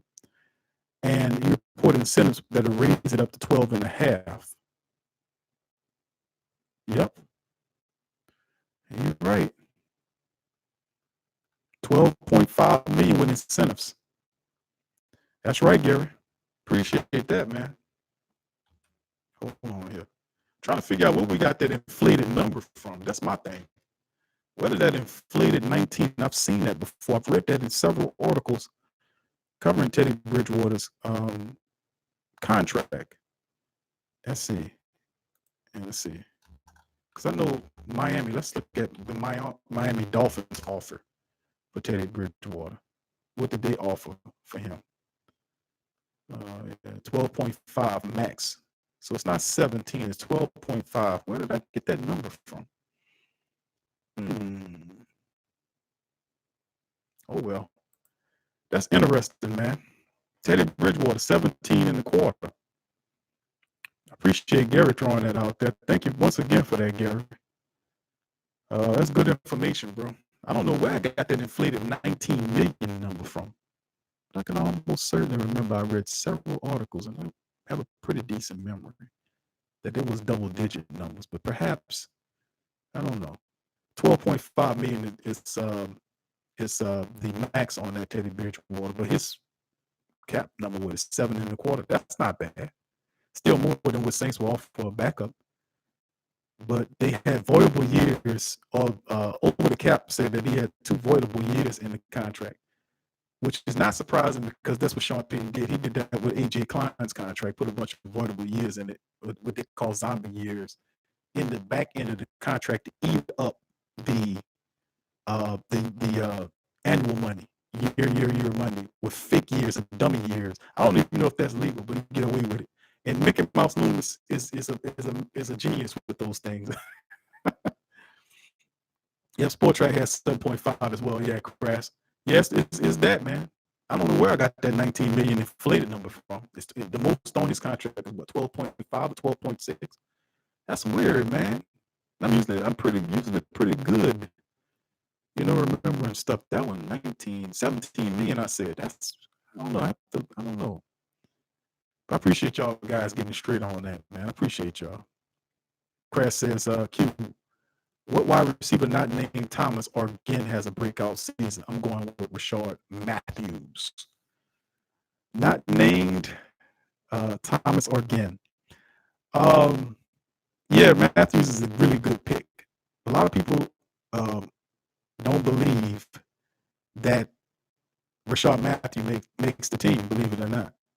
Some people have told me that he's just a camp body.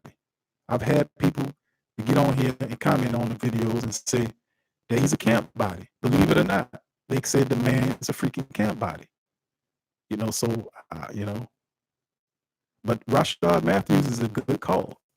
Not named Rashard Matthews. I can agree with you on that. I can go with Tre'Quan Smith. I think Tre'Quan Smith is going to put something together too this year. And I'm saying that because there's not really no pressure on Tre'Quan like it was last year, if you think about it. There's no pressure on him to do anything this year. Because basically with the acquisition of some of these veteran wide receivers that's just ahead of him, it's allowing him to come along quite naturally. So I think he'll benefit from having Cameron Meredith and Rashard Matthews battling it out for the slot position. And he can just develop quite naturally in that fourth receiver capacity. So if I had to say a breakout season based upon what he did the previous season, I would have to give it, I would say Rashard Matthews, but behind him, I can give you another pick. It would be Tre'Quan Smith in my book. Tre'Quan Smith. Jason says Tre'Quan. He agrees. Gary says, he said he looked it up. Okay. Crash says Sport Track. If we don't win the Super Bowl this year, Drew will play again. That's what Kevin says. Kevin says Drew will play again. Jason agrees. Yeah. Yeah, I don't know. I don't know. If Drew Brees wins the Super Bowl this year, I think he could come back and defend it. But it's hard. It's funny trying to figure that out, man, because Drew Brees coming back at $30-something million. Will the Saints give him that money? Will they give him the money? Right now, they offering Mike Thomas, what, 18 million, 18.5? He wants 22 million and they 4 million apart. So they have 18, and of course you ain't gonna give him what he asking for. That's just the negotiation of it, but they're gonna come close. I would say 20-something million, but Mike Thomas deserves every bit of it. What think Johnny need to get in these, man. I'm gonna have to send him a message and say, man, when we do the sports coma, you need to get over here and attend some of these live streams because he's making some different comments about Mike Thomas and how he made the comment that Mike Thomas is he's becoming quite boisterous. He was quiet at first, now he's becoming boisterous and people don't like it and all that kind of stuff. I just put it to you like this. Mike Thomas is not really being boisterous to me. I mean, Mike flexes his muscles. He's a humble dude in my opinion. But you don't do all that stuff just to sit there and quietly. The squeaky wheel always get the most oil. So you don't get paid. Even Jerry Rice got buck on people and stuff like that. He was known as a quiet player, but Jerry Rice got buck on people when it was time to get paid. When it's time to get paid, it's time to get paid. I'm not coming early and finishing late because I'm representing greatness. Well, guess what? When you great, guess what happens? Everything. When you great and you at a level of greatness, guess what comes along with that? Everything that is great. Now, you don't get mediocre stuff when you're great. You get all the praise a great person will get. That comes along with being great. Great ain't just one aspect of your life. The money gonna be great. Your lifestyle gonna be great. This is gonna be great. When Drew became great, he had a great family. He had one child, and he started knocking the old girl up. Like, hold on, where'd she come from? You got another little boy.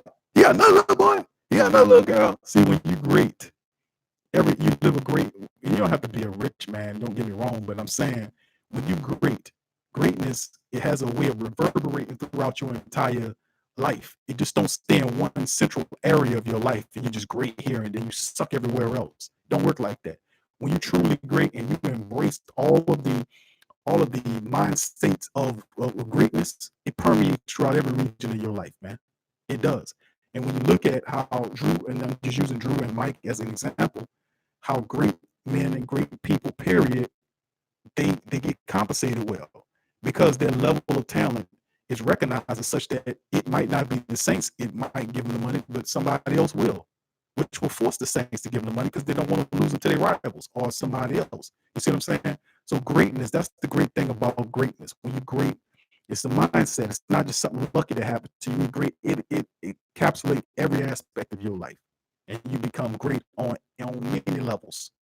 It's very rarely that you have a guy great over here and then he suck over here unless he just want to be sucky over there. But when you're great and you really embrace the mindset of being great, it goes all across your life. And that's the great thing about what I'm saying about Mike Thomas is that greatness, it started with his mentality, his work ethic, getting there early and leaving late. The mindset of I'm going to be the best wide receiver that ever touched football in the NFL. That is Mike's thought process every damn day, every damn minute, every damn second, every microsecond of the moment. Mike Thomas is doing this not to collect a check and get paid, but his mindset is set on the gold jacket. His mindset is about breaking records. His mindset is about being the greatest man to ever catch a football in the history of this league. That's Mike Thomas's mindset. That is also Drew Brees' mindset, is that I'm going to be the greatest quarterback to ever play the game. I will break all the records. I'll hold all of the cards. And when it's all said and done, when I walk away, there will be no doubt. It will be no shadow of doubt or anywhere else that who's the greatest quarterback to ever play the position. It is me, Drew Brees, or the greatest wide receiver, Mike Thomas. It's that's what I'm saying. These men don't just have these little waning thoughts. Their mind is built upon greatness and excelling in excellence. They've embraced the principles, and in every white waking moment, they think about that. It's almost like it becomes like a white hot obsession of greatness. Like when you obsessed with the idea of lifting yourself or elevating yourself to certain levels, financially or whatever. That's the mentality that a lot of these men have taken on, and that's why they're as good as they are, and they make other men who work out hard don't even look like they're trying. It's levels and understanding and overstanding. It's just a lot of stuff, man. It takes a lot to be great. It takes a lot of work to be great. And those guys, they think about it every day. That's why they run every day. That's why they lift weights every day. That's why they go through the skills challenges. That's why they go through jumping through the tires and doing all this kind of stuff that they do. pulling on calls like Elvin Kamara. Why are they doing all this stuff? Because they bored? Because they want to make a bunch of Instagram videos? No. They're doing this because this will help elevate them and move them to a realm where they hadn't been prior. So that's the mindset of a lot of these football players, just athletes and people in general. It don't matter if you're an athlete or not. You can be an actor or somebody that works a regular job. If you embrace the principles of greatness like the Drew Brees or Mike Thomas have, you will master your field and become a master at whatever you're doing. I mean, it's what it is. Anyway, let me get off my law of attraction talking here. Let me get back to some of these topics, fam, before we shut the live stream down.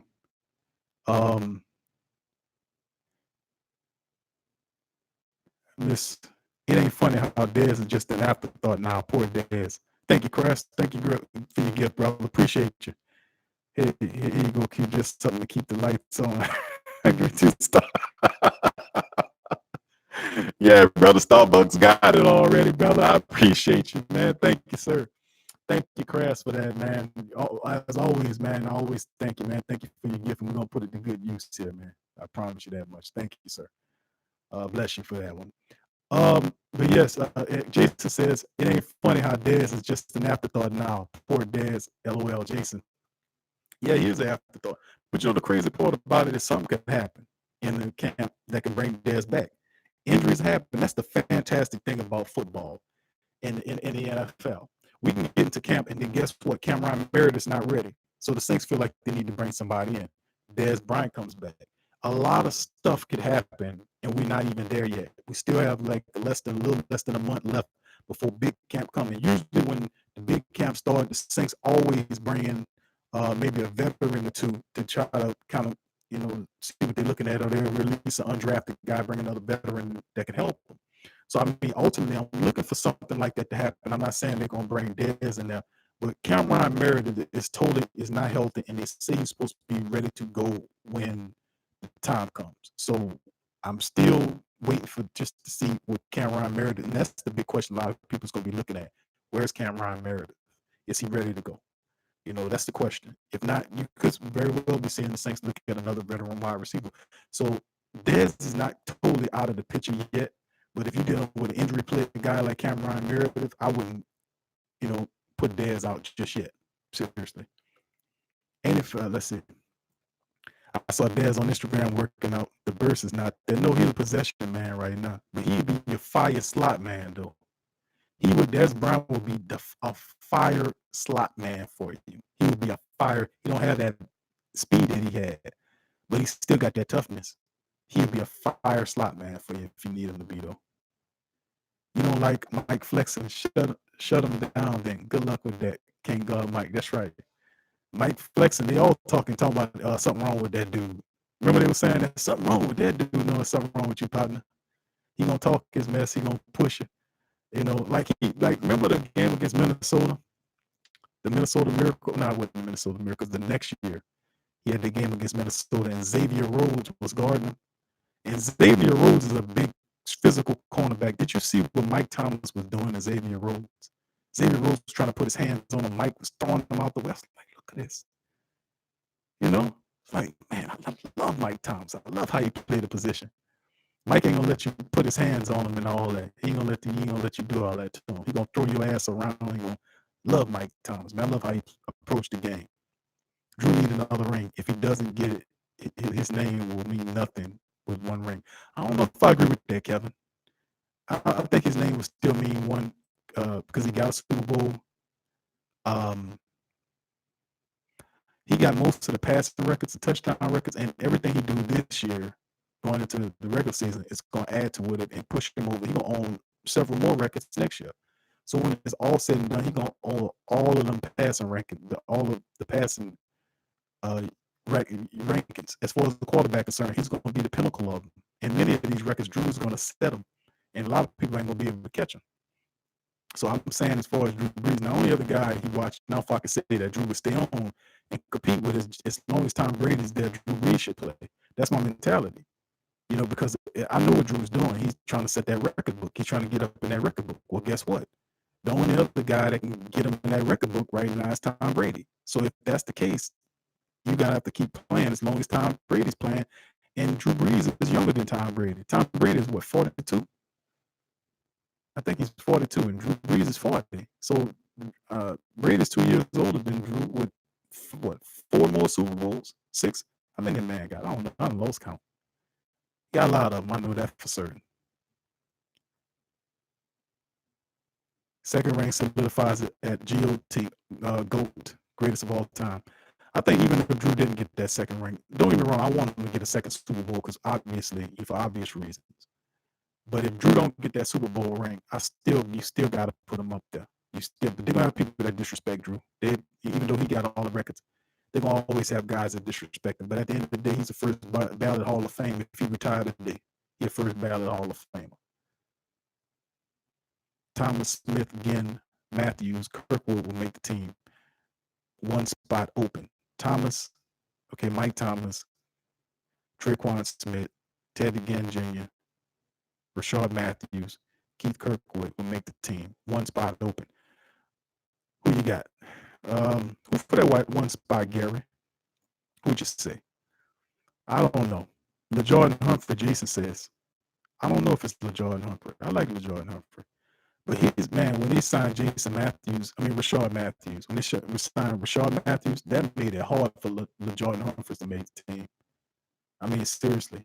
When Rashard Matthews got signed, because really the only position that you was looking at to possibly have an opening was the slot position. But as long as Rashard Matthews stays healthy, that's his job, man. Because Cameron Merritt is not healthy right now. And just because Cameron Merritt has been on the team longer than Rashard Matthews doesn't mean Crash sound like Emmanuel Butler. I don't know if Butler might be in trouble here. But Jordan Humphries and Emmanuel Butler's jobs got exponentially harder once Rashard Matthews made the team because the Saints looking at him, trust me, Lee, I'm telling you, the Saints looking at him as a slot man. He's the perfect slot man. His years he's been in the NFL, the fact that he did it successfully, the guy catches everything. He knows how to fall up under and find where to be. He knows how to go down. He gets good yards after the catch. He's a smart player. In the right system, he's going to thrive. So I'm kind of thinking Rashard Matthews, you're going to see him in a more physical version of Lance Moore, So I'm looking at him as being a terrific pickup for the Saints. And the Saints know it, man. They know what they got in Rashard Matthews. Just a lot of these stupid journalist people, they're not writing any stories on it. But, I'm going to be honest with you. Rashard Matthews is an excellent signing. 2 really great signings the Saints had late. And they probably wouldn't be talking about it if they signed those guys when the free agency started. It'd be, oh, man, we got this guy. But it was all the way toward the end that nobody really paying a lot of attention to the Rashard Matthews signing. And the fact that the team also signed Kayvon Webster. That was also another really good move that nobody's talking about. The signing of Kayvon Webster. The signing of Rashard Matthews. Both solid signings that address really good, serious needs. Slot man, Rashard Matthews, 4th cornerback position for Kayvon Webster. So, yeah, that's my thing on that. Once again, thank you, Crass, for your gift. Gary says Humphrey, Butler.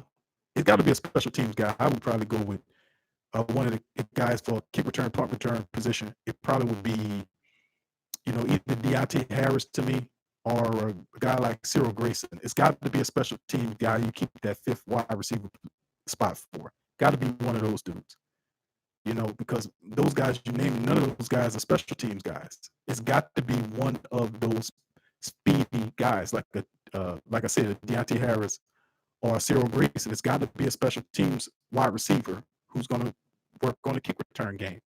He has to occupy one of those spots.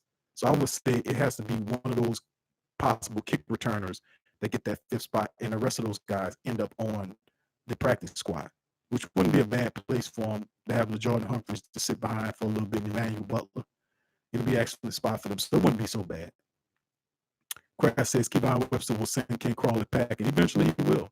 Because I think if it came down between P.J. Williams and Ken Crawley, they're stupid enough to keep Ken Crawley over P.J. Williams, even though P.J. Williams is a better cornerback than Ken Crawley right now. But you're picking between sour apples and sour apples between two, basically. Is it true that Humphrey plays mad like MT manhandling DBs. I seen footage of him jumping over guys, pushing guys. The guy is a talented player. I just don't know. He doesn't play any special. See, when you get behind the fourth wide receiver, you got to start thinking special teams. And I'm saying that because I know how Sean Payton is. He likes guys that's the fourth receiver and back. If you're gonna keep a fifth receiver, they got to be on special teams in some capacity. So the question is, does Emmanuel Butler or Jordan Humphrey play special teams? If not, then you have to start looking at guys that do, which wide receivers do play special teams. And the guys that do play special teams is Deontay Harris and Cyril Grayson. You got to look at those guys because they got a hole at the kick returner position, and one of those men got to fill the hole. So my logic would say it's got to be one of those guys. Humphreys need development practice squad. Emmanuel Butler too, and Sammy Cobbs. We had a couple of Sammy Cobbs Jr. comments in there from the previous show. Sammy Cobbs might be in trouble. That's what I'm saying. The Rashard Matthews signing hurts a lot of guys on this team, especially Sammy Cobbs Jr. and Austin Carr and guys like that hurt. They hurt the team. Thank you, Gary. Gary gave a donation of $5 as well. Man, appreciate you. Thank you guys for your gifts. Chris, I appreciate your gift. Gary, thank you for your gift, my friend. And like we said, we're going to put it to good use here at the Sports Coma, man. We're going to keep churning out really good content. And next time you guys come around, we'll make sure we have this whatever this issue is with the mic handle out. I don't know what's going on. We've been having problems with YouTube. I don't think this is on our end. But we'll go over it and make sure we iron it out next time around. But thank you guys for both y'all gifts, man. Appreciate y'all for your donations. And like we said, Evan, my Ole Miss friend, what was it, Evan? What was the term? Evan's an Ole Miss man. He loves the Ole Miss Rebels, man, and he's a good dude, man. Good friend of mine, Evan Terrell. Thank you. Good night, my friend. I know you probably got to go to work early tomorrow. Thank you for listening, buddy. Thank you, sir. I'm gonna see you around, my friend. But that'll do it as well, family. It's almost 2 hours into the show. Thank you guys for joining us on our surprise hottie toddy, eh? Ole Miss hottie toddy. Now, hold on. I can't say that too many times. I'm an LSU man. So I can't say that too much, my friend. But I keep my promises, man. So I told you I would. So I'm honoring my promise to you, my friend. Hottie toddy. Ole Miss. But that'll do it for the show today, family. Thank y'all for joining me on the Sports Coma. Special surprise screen, as I said. I had a few things I wanted to go over with y'all with. And thank you, Crass. I enjoyed y'all being here, family. And the next show we'll do will be on Saturday at 12 o'clock. So, like I say, every Saturday at 12 o'clock, we'll fire it up. On Saturdays, we have live call-ins where you fellas can feel free to call in. We can talk live on air, ask your questions, current concerns or comments, or hit the live chat up and whatnot. So, appreciate y'all families for joining us. Crass, Evan, Jason, Gary, Kevin, who else we got here? Crass, Sean. I think Sean left already. Peace out to you, Sean. Fixer D, fix it. Thank you, man. Quincy, if he's still on here, I don't know if he's still on here. You guys, appreciate you guys, man. John, it's a lot of people. Larry, Audit the Fed, a lot of great people on the live stream tonight, man. I appreciate y'all for all chiming in, man, and doing it. Same to you, Jason. Thank you, man. Thank you, Gary. Appreciate you, man. Oh, the sound is perfect now. Isn't that something? We about to check out now. All of a sudden, the sound act right. Mike just cleared up. Isn't that something at the end of the whole damn thing? Look at that, man. See, so now we know that when we get together next time around, we won't have no issues. That's how you look at it. But anyway, fam, thank y'all for listening to the show today. I appreciate y'all, man. And like I said, the next live stream show will be Saturday at 12 o'clock. Feel free to bring a friend with you. Let them listen with you. Comments, concerns, feel free to share the show on Facebook, Twitter, wherever you socialize. Feel free to do that. And if you haven't already, hit the thumbs up button or the subscribe button or the notification buttons, please do so. and we'll catch you later. So thank you. And from me and the crew here at the Sports Coma, thank y'all for joining us tonight. I'll see y'all Saturday, man. Peace.